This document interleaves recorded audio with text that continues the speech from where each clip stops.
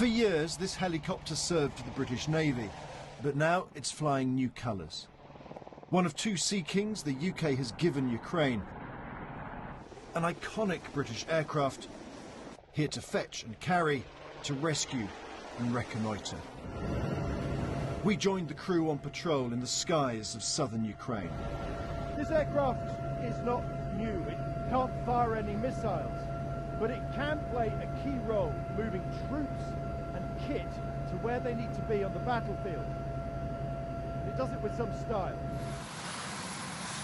It's also being used to evacuate casualties and rescue pilots who've ejected behind enemy lines, a matter close to the crew's heart.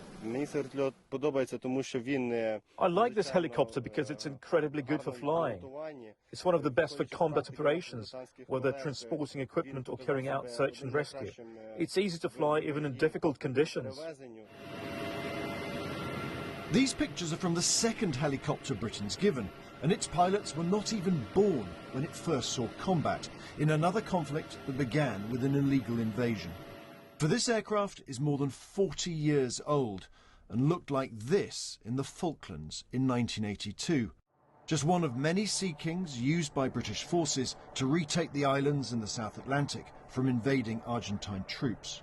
It's a wonderful aircraft, a hugely flexible aircraft, great capability.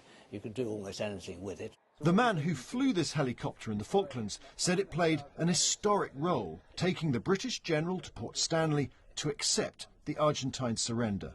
Quite an interesting operation, quite apart from the weather.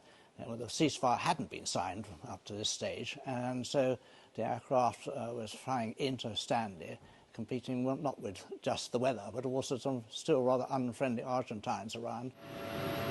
His old Sea King here was even flown in the Falklands by Prince Andrew, then serving as a young naval pilot.